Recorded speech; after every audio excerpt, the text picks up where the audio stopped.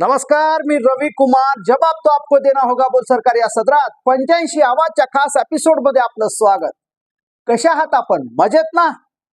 मजेत राहा, हिट राहा, फिट राहा आणि हो, आरोग्याची काळजी घ्या. चला तर मग विषयाकडे वळूया. आजचा विषय आहे महाराष्ट्राच्या राजकारणात एक मोठी चर्चा सुरू आहे, ती म्हणजे एकनाथ शिंदे यांनी खेळलेल्या मास्टर स्ट्रोकची. आता तुम्ही म्हणाल, मास्टर स्ट्रोक आणि तो एकनाथ शिंदेंनी खेळलाय? छे, अजिबात नाही. खरा मास्टर स्ट्रोक तर खेळलाय भाजपवाल्यांनी. पण आमचं असं मत आहे की एकनाथ शिंदे आणि भाजप या दोघांनीही मास्टर स्ट्रोक खेळलाय. शिंदेंनी डॉक्टर ज्योती वाघमारे यांना राज्यसभेवर पाठवून दलित वर्गामध्ये सहानुभूती मिळवण्याचा प्रयत्न केलाय. पण त्याही पेक्षा एक मोठा संदेश त्यांनी ठाकरे गटाच्या उपनेत्या सुषमा अंधारे यांना दिलाय. तर इकडे दुसरा मास्टर स्ट्रोक खेळलाय तो केंद्रीय भाजपने. तिकडे त्यांनी मुख्यमंत्री नितीश कुमारांना बिहारमध्ये राजीनामा द्यायला लावून राज्यसभेवर घेतलं आणि इकडे महाराष्ट्रात शरद पवारांसारख्या व्यक्तीला बिनविरोध निवडून यायला मदत केली. त्यातून भाजपने केंद्रात जे डळमळीत सरकार होतं ते अजून पक्क करून टाकले. जून 2022 मध्ये महाराष्ट्रात राज्यसभेच्या निवडणुका झाल्या होत्या. याच निवडणुकीवेळी एकनाथ शिंदे यांनी मोठं बंड केलं आणि 40 आमदारांना सोबत घेत सुरत मार्गे गुवाहाटी गाठली. त्यामुळे उद्धव ठाकरे यांच्या नेतृत्वाखालील सरकार कोसळून एकनाथ शिंदे हे मुख्यमंत्री झाले होते. नेमकं त्याच वेळी केंद्रीय तपास यंत्रणांनी संजय राऊत यांचा आवाज दडपवण्यासाठी त्यांना अटक केली होती. त्यामुळे ठाकरे गटात बोलायला कोणीच सक्षम नव्हतं. अशा वेळी ठाकरेंकडे एंट्री झाली ती सुषमा अंधारे यांची.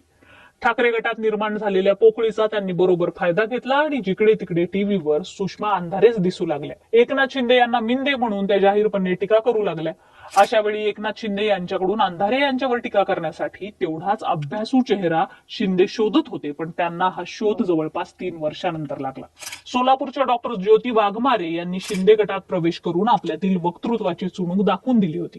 शिवाय त्यांनी सुषमा अंधारे यांच्या टीकेला उत्तर द्यायला सुरुवात केली होती. इकडे अंधारे एका महत्वाकांक्षेने उद्धव ठाकरे गटात दाखल झाल्या होत्या. त्यांना आमदारकी खासदारकी हवी होती, पण तशी संधी त्यांना मिळत नव्हती. विधानसभा निवडणुकीत ठाकरेंच्या पक्षाला जास्त जागा मिळाल्या असत्या तर कदाचित सुषमा अंधारे यांना ती संधी मिळाली असती, परंतु त्यांचंही नशीब फुटकं म्हणावं लागेल. यावेळी त्यांना तशी संधी चालून आली होती, परंतु उद्धव ठाकरे गटाकडून सुषमा अंधारे यांच्याऐवजी माजी खासदार प्रियंका चतुर्वेदी यांच्यासाठी जागा पदरात पाडून घेण्याचे प्रयत्न सुरू होते. इकडे भाजपने त्याच वेळी एक गेम खेळला, तो म्हणजे शरद पवार जर राज्यसभेवर जाणार असतील तर आम्ही 7व्या जागेसाठी उमेदवार देणार नाही. त्यांनी ही घोषणा एकनाथ शिंदेंना न विचारताच करून टाकली होती.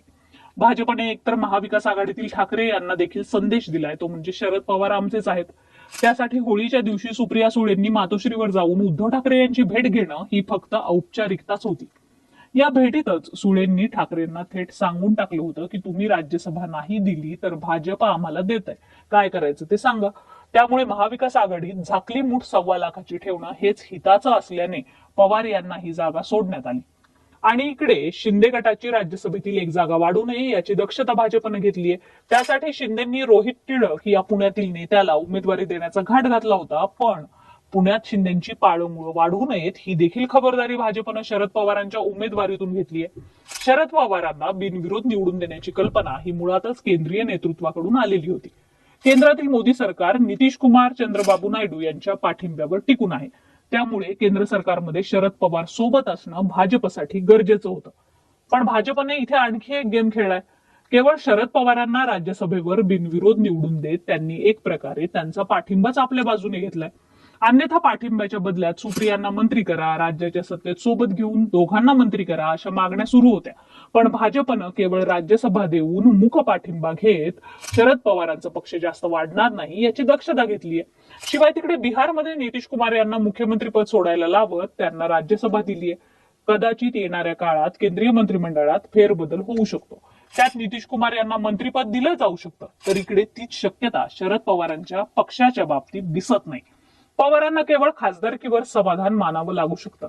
इकडे एका खासदाराची निवड करताना एकनाथ शिंदे यांची परीक्षा होती, कारण ज्यांचा लोकसभेला पराभव झाला होता ते सगळेच मला खासदार करा म्हणून एकनाथ शिंदेच्या मागे हात धुवून लागले होते.